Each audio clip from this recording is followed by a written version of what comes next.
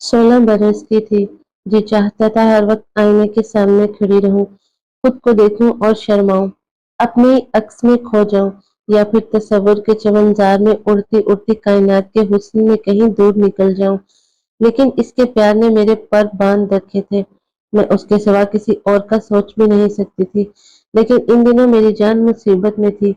रेहान मेरे मामू का बेटा, जो मुझसे भी ज्यादा खूबसूरत था, अम्मी से मिलने रोज आता, लेकिन किन अखियों से मेरी तरफ देखता रहता।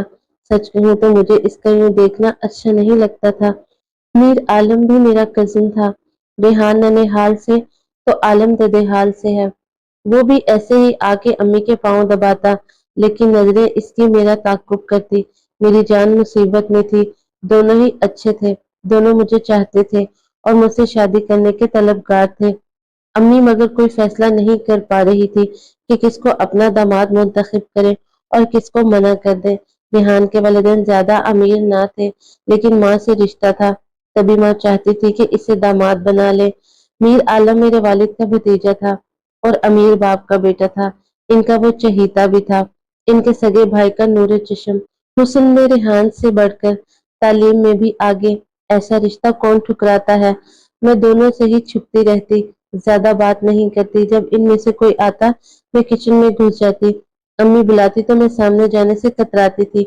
एक दिन दोनों की माएँ रिश्ता तलब करने आ गई। रेहान की वलीदा सुबह को आई तो ताई जी शाम को। ऐसे मौकों पर माएँ हवास बाख्ता हो जाती हैं। मेरी माँ का भी कुछ ऐसा ही आलम हुआ। रात को वालिद साहब से मशवरा लिया। वो झट से बोले, रेहान को इनकार कर दो और मीर आलम को कबूल कर लो, वो मेरा भतीजा है। मैं बड़े भाई को कैसे इनकार कर सकता हूँ। अम्मी जान के अरमानों पर ओस पड़ गई और दुख से आंसू निकल आए। मुझे अलबत्ता कोई दुख ना था, बल्कि वालिद का फैसला अच्छा लगा। दिल को दिल से राह होती है। मैं जानती थी मीर आलम को मुझसे ज्यादा मेरे वालिदैन से मोहब्बत थी। वो इनको ऐसे ही चाहता था जैसे अपने वालिदैन को चाहता था। हमारे मामू ताया चचा सब इसी शहर में रहते थे। मामू वाले कम आते, लेकिन ताया चाचू रोज आते। अगर ना आते तो हम चले जाते थे। जिस दिन मेरी मीर आलम से मुलाकात ना होती, लगता सूरज निकला ही नहीं। मेरी दोस्ती आलम की बहन नियाज बीबी से थी। हम इसको नाजो बुलाते। इसकी और ताई की भी ख्वाहिश थी कि मैं इनके घर की बहू बनूं। एक दिन नाजो की जुबानी पता चला कि मीर आलम अपनी खाला के घर कराची जा रहा है। ये सुनकर मैं रंजीदा हो गई। सौ तरह के अंदेशे दामनगीर थे। इसकी खाला की बेटियां थी और मैंने सुना था कि खाला उसे दामाद बनाना चाहती हैं। मैंने बहुत दुआ की कि वो कराची ना जाए। जबान से कह ना सकती थी कि इसके साथ बेतकल्लुफी ना थी, इसलिए रोक भी ना सकती। वो चला गया और मैं सो अंदेशे दिल में छुपाए सिसकती रह गई। अब ताई का घर काटने को दौड़ता था। मैंने इनके घर जाना छोड़ दिया। नाजो शिकवा करती कि अब तुम हमारे घर क्यों नहीं आती। उसे क्या बताती कि क्यों नहीं आती। मीर आलम एक माह के लिए गया था और 3 माह लगा दिए। नाजो बताती कि भाई वहां बहुत खुश है, इसका दिल लग गया है, तभी लौटने का नाम नहीं ले रहा। मैं ये बातें सुनती तो दिल बैठ जाता। अब मुमानी और रेहान का अफसुदा चेहरा याद आता, जिनको हमने मीर आलिम की खातिर ठुकरा दिया था। शायद हमें इनके खुलूस को ठुकराने की सजा मिली थी। इधर आलम और इसकी खालाजाद नीलम के बारे में एक हो जाने की ची मंगोइयां ताया के घर में शुरू हो गई थी। इधर मुमानी जान आखिरी बार रेहान के लिए हमारे घर मिन्नत समाजत करने आ गई, लेकिन मेरा दिल नहीं माना। मैं समझ रही थी कि मीर आलम जरूर आएगा, वो नीलम से शादी नहीं करेगा। अम्मी जान ने आखिरी बार मुझसे पूछा, बेटी क्या ख्याल है, तुम्हारी मुमानी को हाँ कर दूं? तो मैंने नफी में सर हिला दिया, क्योंकि मेरे दिल को यकीन था आलम जरूर आएगा और मुझको इसका इंतजार करना चाहिए। आखिरी बार इनकार सुनकर मुमानी फिर नहीं आई, बल्कि खफा होकर चली गई और अपनी भांजी से बेटे का रिश्ता पक्का कर दिया। यूं रिहान और माहम एक हो गए। अब मामू हमारी तरफ नहीं आते थे, लिहाजा हमें इल्म न था कि वो कैसी जिंदगी गुजार रहे हैं। इन्हीं दिनों मुझे इन लोगों की परवाह भी नहीं थी। मेरे दिल के धागे तो ताया के घर से बंधे हुए थे। मुझको इंतजार था तो इसका जो कराची जाकर वहां का हो रहा था, इसे तो किसी की याद नहीं आती थी। कराची शहर ने इसके पैर जकड़ लिए थे। मेरे अरमान मेरी सोचों के जाल में कैद थे। आलम के सिवा किसी और के बारे में सोच भी नहीं सकती थी। उसे गए 6 माह हो चुके थे। एक दिन कराची से हमारी एक रिश्तेदार यास्मीन आई। उसने बताया कि आलम ने कंप्यूटर कोर्स में दाखिला लिया हुआ है और वहां बहुत खुश है। उसकी खाला हर सूरत इसको अपना दामाद देखना चाह रही हैं, तभी वो इसको पढ़ा रहे हैं। ताकि मैं रोने मुल्क भिजवा सके। ये सुनकर मेरी उम्मीदों के सारे चिराग बुझ गए, हर आस दम तोड़ गई। बहुत रोई, इस कदर दुखी हो गई कि मर जाने के सिवा कोई और बात ना सोचती थी। नाज़ो मुझे तसल्ली देती कि खातिर जमा रखो, मेरा भाई ज़रूर आएगा, वो शादी तुम ही से करेगा। मेरे पास नाज़ो की बातों पर यकीन करने के सिवा कोई और चारा ना था। मैंने खुद तो कभी मीर आलम से बात ना की थी, हमने कभी इकरार मोहब्बत न किया था, तो अब मैं नियाज़ बीबी की बातों पर एतबार के सिवा कर भी क्या सकती थी। अम्मी और बाबा जान इस इंतजार में थे कि ताया और ताई आकर रिश्ते की बात पक्की करें, लेकिन उन्होंने एक बार भी रिश्ते के मामले पर बात ना की। शायद वो भी इसका इंतजार कर रहे थे। चंद माह बाद सुना कि मीर आलम आ गया है। मैं इसकी एक झलक देखने को बेचैन थी। लगता था कि वो कराची से आते ही हमारे घर आएगा, मुझे पहले की तरह किन अखियों से देखेगा और कहेगा आज किसी ने हमें चाय का भी नहीं पूछा। ऐसा कुछ भी ना हुआ। वो हमारे घर आया और ना ही उसने मुझे किन अखियों से देखा। मैंने सुना वो हमारी तरफ आने का नाम नहीं ले रहा। मैंने ये भी सुना कि वो कहता है कराची अच्छा शहर है और अब मैं कराची में ही रहूंगा। मैं ये बातें सुनती तो दिल बैठ जाता।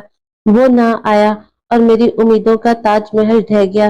रोज आने वाला जब यूं अपने दीदार से महरूम कर दे तो चाहने वाले के दिल पर क्या गुजरती है, ये तो इंतजार की आग में जलने वाले ही बता सकते हैं।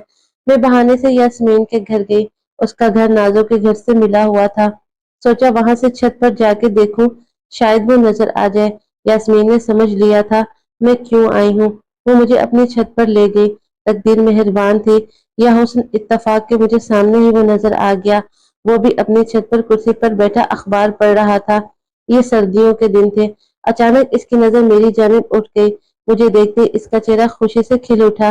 मुझे इसमें कोई तब्दीली नजर ना आई, सिवाय इसके कि इसकी सेहत काबिल रश्क हद तक अच्छी हो गई थी। मुझे देखकर हाथ हिलाया, मतलब था कि मैं आजकल तुम्हारे घर भी आऊंगा। अभी मसरूफ हूँ।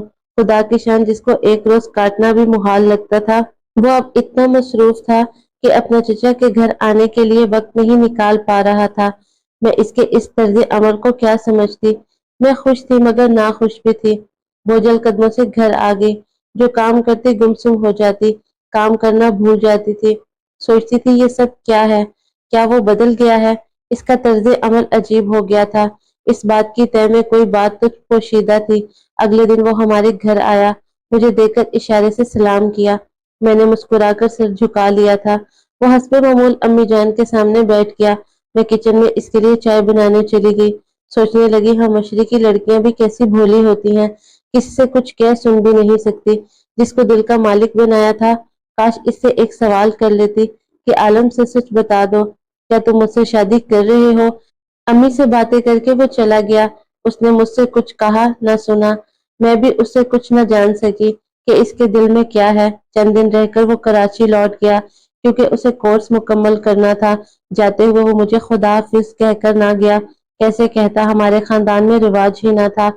इस बार तो ऐसा लगा जैसे वो मेरा सब कुछ ही मुझसे छीन कर ले गया है। मेरा दिल खाली हो गया था। अम्मी अब्बू को भी अंदाजा हो गया कि इसके वालिदैन ने रिश्ते के लिए सरसरी पूछा था। कोई वाजिया बात नहीं की थी। गोया इनका ख्याल बदल गया था, वरना कोई तसल्ली अमेज बात तो करते। यकीनन वो नीलम को बहू बनाने के बारे में सोच रहे थे। नाजो ने एक दिन बताया कि इसके वालिदैन कराची जा रहे हैं। खाला ने बुलाया है, वो नीलम का रिश्ता तय करना चाहते हैं। अगर मेरी माँ को नीलम पसंद आ गई तो वो इसका रिश्ता मीर आलम के लिए लेकर देंगी। ये खबर क़यामत थी जो मुझ पर गुजर गई। उस दिन मैं बिल्कुल मायूस हो गई। इस बात की भनक अम्मी जान के कानों में पड़ी तो वो भी अफसोस करने लगी कि ये कैसी भूल हमसे हो गई है। ए काश कि मैं हुमा का रिश्ता अपने भांजे रेहान को दे देती तो आज इस तरह लेने के देने ना पड़ते। अब तो वो भी हाथ से गया और आलम भी हाथ ना आया। अम्मी बीमार पड़ गई। वो पीली जर्द होती गई, जैसे ये गम इनका कलेजा खा लेगा। कभी लौटी हुई खुशी वापस मिल जाती है और वो मुराद बर आती है जो कभी पूरी नहीं हो सकती। इन्हीं दिनों जब मीर आलम कराची चला गया और अम्मी मायूसी के घटा टोप अंधेरे में डूबी हुई थी, अचानक उम्मीद की किरण जागी। किसी ने इत्तला दी कि रेहान की बीवी से झगड़ा हो गया है और वो रूठ कर मैके चली गई है। सास ससुर मनाने गए लेकिन इन लोगों ने तलाक का मुतालबा कर दिया। इन दिनों रेहान की बीवी एक बेटे की मां बन चुकी थी। उसने मजबूर होकर बीवी को तलाक दे दी। बीवी ने बेटा भी रेहान को दे दिया और इनका घर छोड़कर चली गई। अब रेहान को अपने बच्चे की परवरिश के लिए एक ऐसी औरत की जरूरत थी जो बच्चे को माँ का प्यार दे सके। रेहान को मुझ पर एतमाद था कि मैं ही वो हस्ती हो सकती थी जो इसके बच्चे को माँ का प्यार दे सकती थी। मामू और मोमानी की भी दरीना ख्वाहिश थी मुझे बहू बनाने की।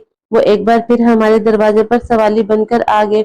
इस बार अम्मी जान ने अपने भाई को लौटाना मुनासिब ख्याल ना किया और मेरी मंगनी रेहान से कर दी गई। मैंने कोई एहतजाज ना किया। इन दिनों मेरी हालत मुर्दों से बदतर थी। जिसके लिए जी रही थी उसने मेरी खबर तक न दी। इस बार अम्मी की बात को न ठुकरा सकी। अम्मी ने रिश्ते की बात को बहुत राज में रखा। किसी रिश्तेदार को कानो कान खबर ना होने दी। इन दिनों नाजो मेरी वाहिद गम को साथ थी।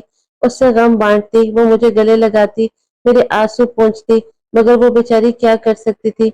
यास्मीन भी मेरी हमराज थी और मेरा दुख सुनकर रो देती थी।